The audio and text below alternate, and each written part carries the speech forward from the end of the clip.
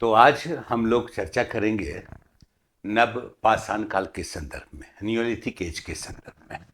नव पाषाण काल सामान्य तौर पे 5500 वर्ष पूर्व से लेकर 3000 वर्ष पूर्व तक, लेकिन साउथ इंडिया में नियोलिथिक एज थोड़ा लेट आया और लेट तक चला। यानी दक्षिण भारत में 1500 बीसी तक नव पाषाण काल ही चलता रहा, जिसका उदाहरण है नागार्जुन कोंडा, तमिलनाडु में पय्यमपल्ली, कर्नाटक में ब्रह्मगिरी, आंध्र प्रदेश में उतनूर। ठीक है, लगभग 1500 बीसी तक उस क्षेत्र में नियोलिथिक एज चलता रहा और साउथ इंडिया में नवपाषाण काल के बाद जिस संस्कृति का आगमन हुआ ना, वो कहलाता है मेगालिथिक कल्चर, महापाषाण काल, जिसकी संबद्धता लौह युग से है। कई बार क्वेश्चन पूछा है कि महापाषाणिक संस्कृति किस युग से संबंधित है। ठीक है, साउथ इंडिया का है, लौह युग से संबंधित है। यही आपका नवपाषाण काल है। इस नवपाषाण काल को सामान्य तौर पे क्या कहा गया है? नवपाषाणिक क्रांति का दौर कहा गया। नवपाषाणिक क्रांति का दौर कहा गया। ये कहने का क्या आधार है? नियोलिथिक एज को नवपाषाणिक क्रांति का दौर, तब आप देखते क्या है कि पुरापाषाण काल में मानव जो था ना, वो शिकारी था, संग्रह करता था। मध्य पाषाण काल तक आते आते वही मानव पशुपालक बन गया, लेकिन अर्थव्यवस्था का कोई स्पष्ट आधार नहीं था। पहली बार नवपाषाण काल में मानव उत्पादक बनता है, कृषि की शुरुआत हुई।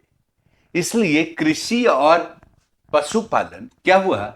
अर्थव्यवस्था का स्पष्ट आधार बना। अर्थव्यवस्था का क्या बना? स्पष्ट आधार बन गया, है ना? क्या? कृषि और पशुपालन।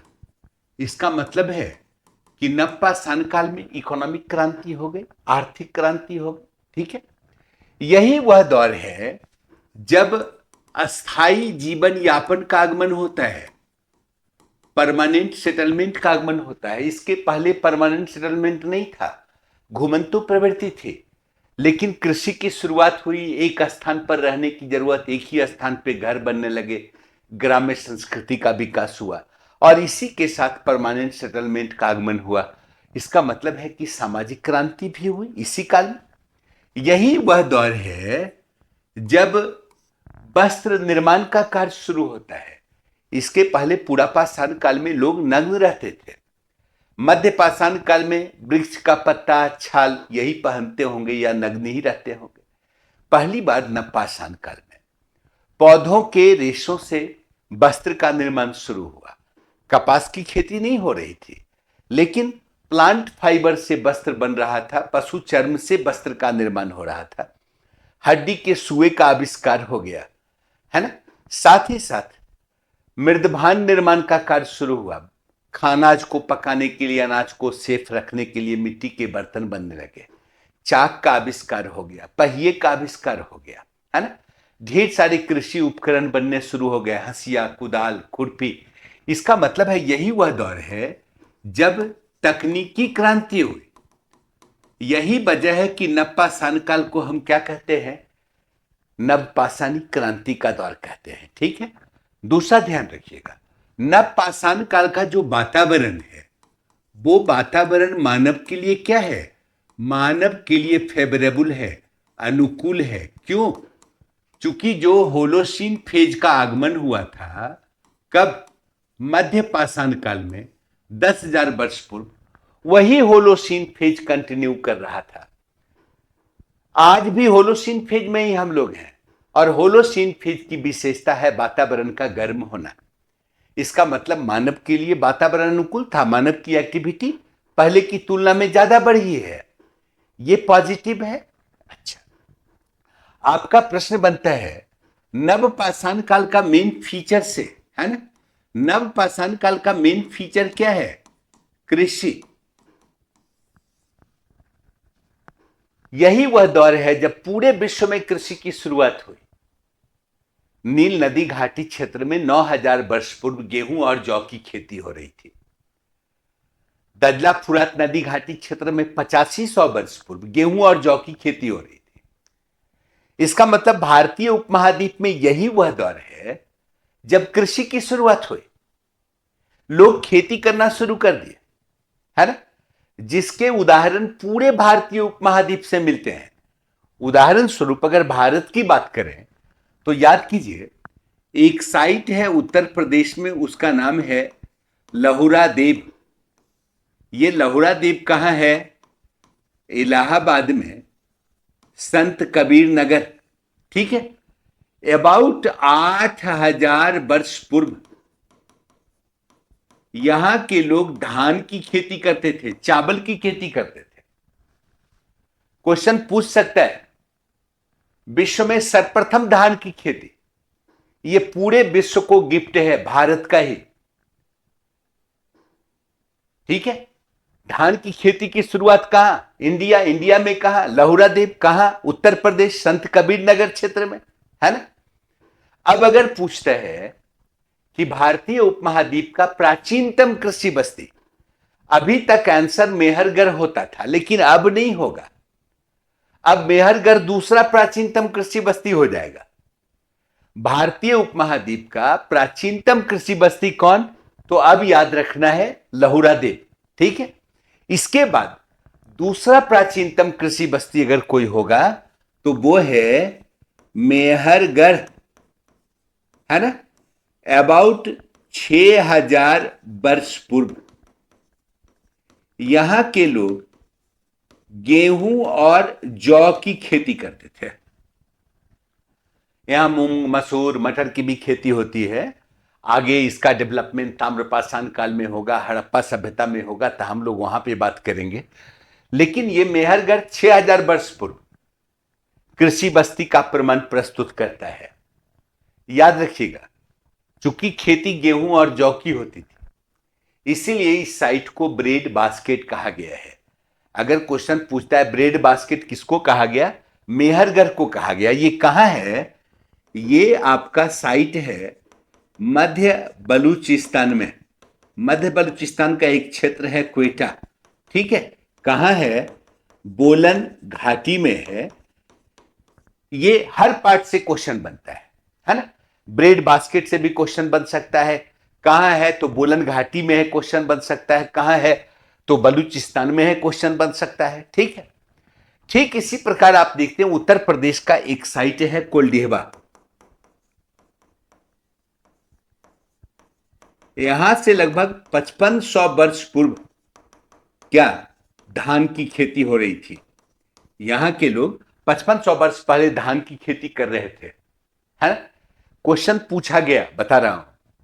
एक साल प्रश्न बना कि भारतीय उपमहाद्वीप का वह स्थल जहां से जंगली धान की किस्म का भी प्रमाण मिला और बोई जाने वाली धान की किस्म का प्रमाण मिला। यह क्षेत्र बेलन घाटी में है। यहीं पर एक साइट है चौपानी मांडो। चौपानी मांडो कहां? उत्तर प्रदेश, बेलन घाटी, है ना। ये चौपानी मांडो के लोग, यहां से जंगली किस्म के धान की भी खेती हो रही थी, और आगे कोलडेवा क्षेत्र में देखते हैं बोई जाने वाली धान की भी खेती हो रही है। इसका मतलब आंसर क्या होगा? बेलन घाटी। क्वेश्चन पूछा हुआ है। इसी वक्त कृषि आपको बिहार में चिरांद में भी हो रहा है। चिरांद की संबद्धता नप्पाषाण काल से, बिहार के सारण डिस्ट्रिक्ट में, और यही नप्पाषाण काल के बाद ताम्रपाषाणिक संस्कृति के चरण में ही आ जाता है। यहां के लोग गेहूं, जौ, धान, मूंग, मसूर की खेती करते थे। और ये चिरांद जो है ना, यहां जितने भी टूल्स मिले हैं ना, उपकरण मिले हैं, अधिकांश उपकरण जो है ये पशु श्रृंग पर आधारित उपकरण है। पशु श्रृंग पर आधारित उपकरण का प्रमाण मिला है, यानी कृषि बस्ती का भी प्रमाण मिला, और जो टूल्स मिले बिल्कुल स्पेसिफिक हैं। ठीक इसी प्रकार बिहार का एक साइट है सेनुआर। सेनुआर कैमूर क्षेत्र में है। यहां से बाजरा की खेती का प्रमाण नप्पाषाण काल में मिला। एक साउथ इंडिया का भी देख लेते हैं। साउथ इंडिया का एक क्षेत्र है ब्रह्मगिरी। ब्रह्मगिरी कहां? कर्नाटक में। यहां से रागी और कुल्थी की खेती का प्रमाण मिला। यानी ताम्र नवपाषाण काल में साउथ इंडिया में भी कृषि कार्य हो रहा है। याद कीजिए, ब्रह्मगिरी साइट बहुत पॉपुलर है। क्यों? स्वतंत्रता के बाद पहला ढूंढा गया साइट है ब्रह्मगिरी। स्वतंत्रता के बाद पहला ढूंढा गया साइट ब्रह्मगिरी, जिसकी संबद्धता किससे है? नवपाषाण काल से है। और नवपाषाण काल के बाद चूंकि साउथ इंडिया में महापाषाणी कल्चर का आगमन होता है, मेगालिथिक कल्चर का आगमन होता है, तो ब्रह्मगिरी से नवपाषाणिक संस्कृति का भी प्रमाण मिलता है और बाद में मेगालिथिक कल्चर का भी प्रमाण मिलता है। क्वेश्चन पूछा गया है, कौन सा ऐसा स्थल है भारतीय उपमहाद्वीप का जिसकी संबद्धता नवपाषाण काल से भी और जिसकी संबद्धता महापाषाण काल से भी? साइट कौन हो जाएगा? ब्रह्मगिरी हो जाएगा। ठीक है। अब आप सोचिए कि जब कृषि कार्य होना शुरू हुआ होगा तो जाहिर सी बात है कि इस काल में जो उपकरण औजार बने होंगे वो उपकरण औजार कृषि कार्य के लिए भी बने होंगे, है ना। इसका मतलब टूल्स टेक्नोलॉजी में भी कुछ फर्क आया होगा। यही वह दौर है नवपाषाण काल। इस वक्त भी लोग टूल्स के निर्माण में हड्डी का इस्तेमाल करते थे, लकड़ी का इस्तेमाल करते थे, पशु की सींग का इस्तेमाल करते थे, स्टोन का इस्तेमाल करते थे। लेकिन उपयोगिता के हिसाब से टूल्स बनने लगा, सुंदर उपकरण के निर्माण होने लगे, पॉलिशिंग टेक्नोलॉजी का इस्तेमाल होने लगा। ठीक है। यानी उपकरण औजार धीरे धीरे इस काल तक आते आते क्या होने लगे? सुंदर बनने लगे, उपयोगिता के अनुकूल बनने लगे। कृषि उपकरण का निर्माण हो गया। क्या? हाशिया, खुरपी, कुदाल। चूंकि नवपाषाण काल में कृषि हल बैल आधारित नहीं था। हल बैल आधारित कृषि का आगमन होता है ताम्रपाषाण काल में, आगे पढ़ेंगे। नवपाषाण काल में हल बैल का यूज नहीं है, हो टेक्नोलॉजी बेस्ड खेती होती थी। कुदाल से जमीन को साफ करते थे, खोदते थे और क्या करते थे? खेती करते थे, है ना। इसका मतलब इस प्रकार के टूल्स का निर्माण शुरू हो गया। हड्डी का सुआ बनना शुरू हो गया। इसका मतलब है कि इस काल में वस्त्र का निर्माण शुरू हुआ है ना। तो टूल्स टेक्नोलॉजी में भी परिवर्तन आया, पॉलिशिंग टेक्नोलॉजी का आगमन हो गया, कृषि उपकरणों के निर्माण शुरू हो गए, वस्त्र बनाने के लिए सुए का निर्माण शुरू हो गया। ये चेंज आ रहा था। ठीक। अब ऐसे सोचिए कि कोई खेती करेगा तो खेती करके दूसरी जगह तो घूमने जाएगा नहीं, जहां खेती करेगा उसे देखने के लिए वहां रहने की जरूरत है। इसका मतलब है यही वह दौर है जब नियमित रूप से भवनों के निर्माण होने लगे। भवन ईंट आधारित भवन नहीं है, घास फूट मिट्टी बांस आधारित झोपड़ी का निर्माण शुरू हो गया। एक ही जगह पे झोपड़ियां बनने लगी। इसका मतलब ग्राम्य संस्कृति का आगमन हो गया। मतलब क्या कहेंगे? यही वह दौर है जब अस्थाई जीवन यापन का आगमन हो गया। क्या? ग्राम्य संस्कृति का डेवलपमेंट हो गया। लघुत्तर सामाजिक इकाई के रूप में परिवार संस्था का विकास हो गया। लोग एक स्थान पर टिक कर रहने लगे। क्यों? क्योंकि फसल लगाया है तो फसल काटने तक तो रुकना ही है। यही कृषि कार्य ने क्या किया? परमानेंट सेटलमेंट को सपोर्ट कर दिया। तो परमानेंट अस्थायी जीवन यापन का आगमन हो गया। गृह निर्माण होने लगे लगभग हर जगह, हर नवपाषाणी का स्थल, चाहे वो मेहरगढ़ हो, चाहे वो चिरांद हो, चाहे वो तनूर हो, हर जगह से सरफेस के ऊपर भवन के निर्माण के प्रमाण मिले हैं।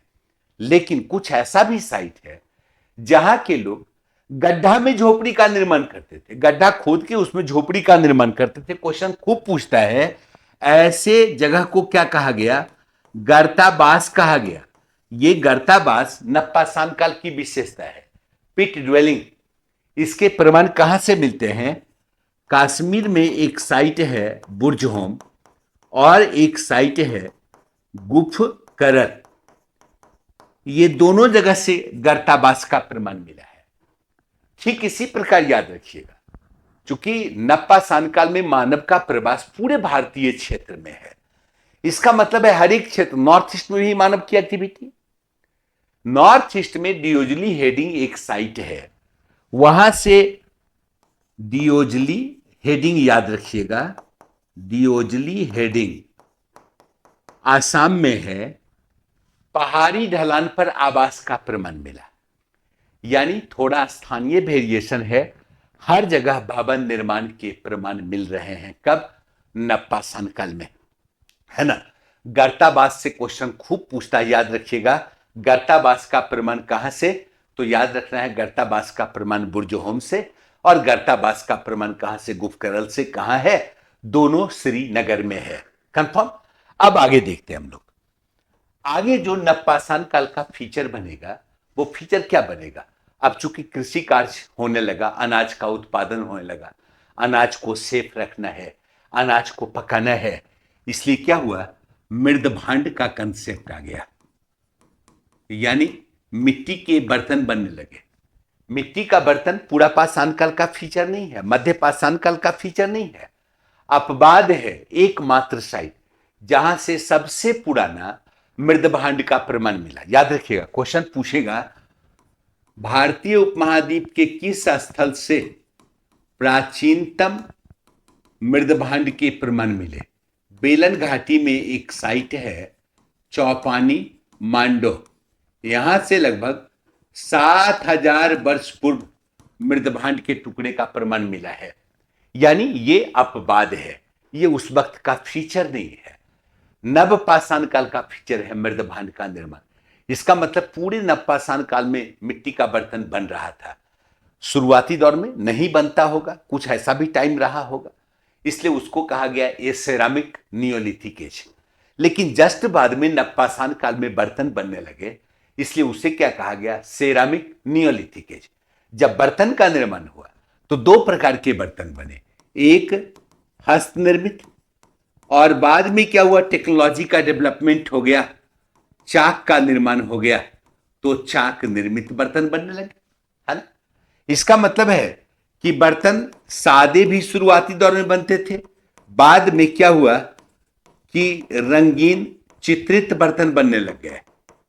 नहीं, अब बर्तन बनाया गया, ड्यूरेबल हो, आग में पकाया गया, कलर की जानकारी हुई, तो रंग रोगन आधारित कलरफुल बर्तन बनने लगे।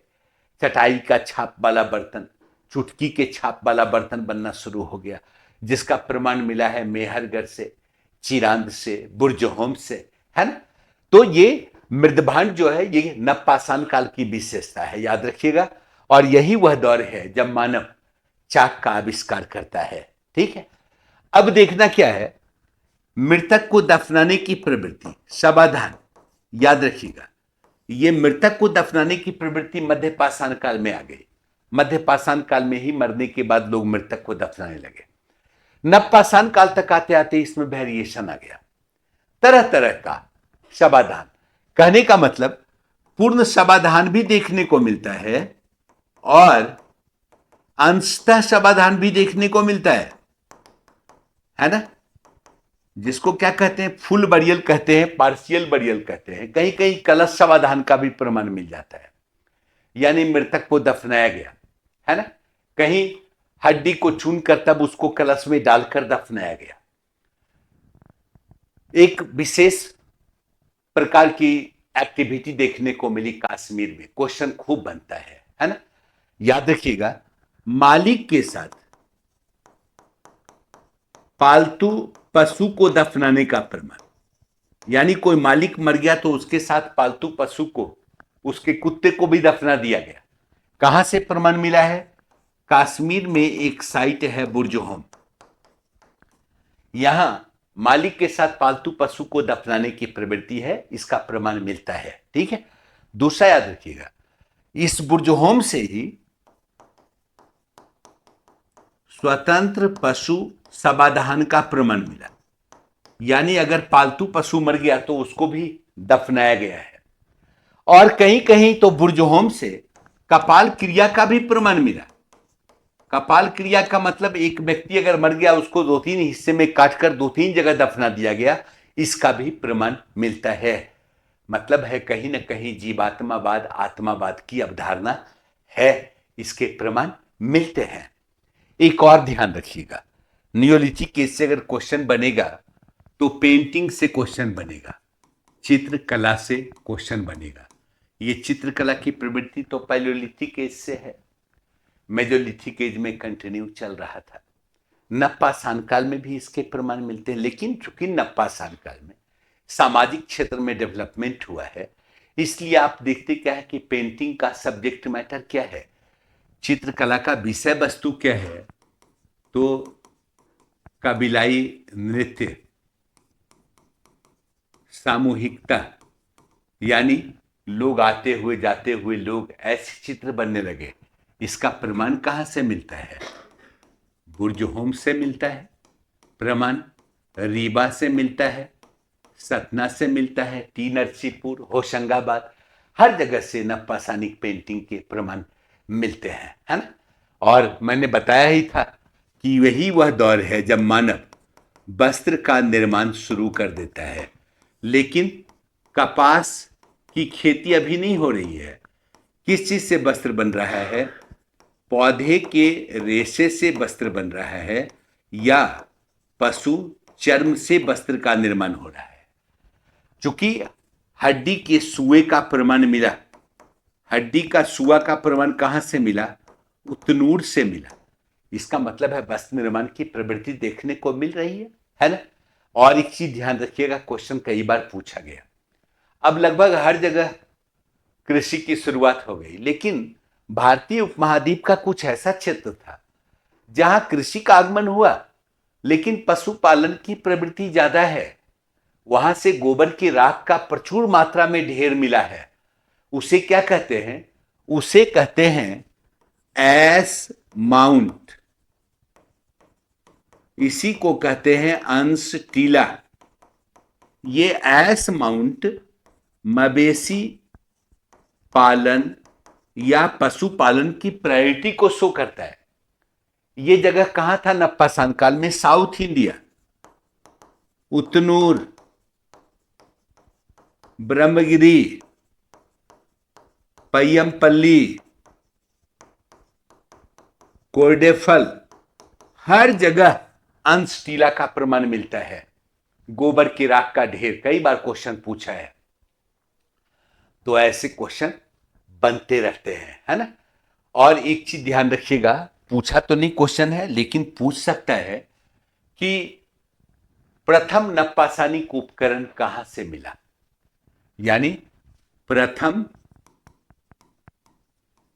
नवपाषाणिक उपकरण भारतीय उपमहाद्वीप का कौन सा स्थल है जहां से मिला?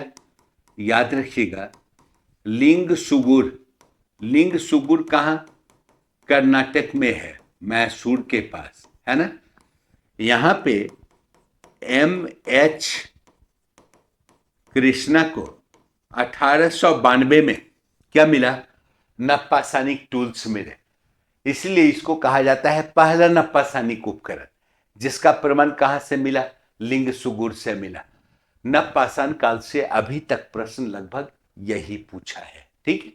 नेक्स्ट जो सेशन होगा क्वेश्चन आंसर का, हम लोग मॉडर्न पे चर्चा करेंगे, ठीक है। टाइम टू टाइम, किसी दिन मॉडर्न, किसी दिन एंशिएंट, चलता रहेगा, ठीक है। Thank you.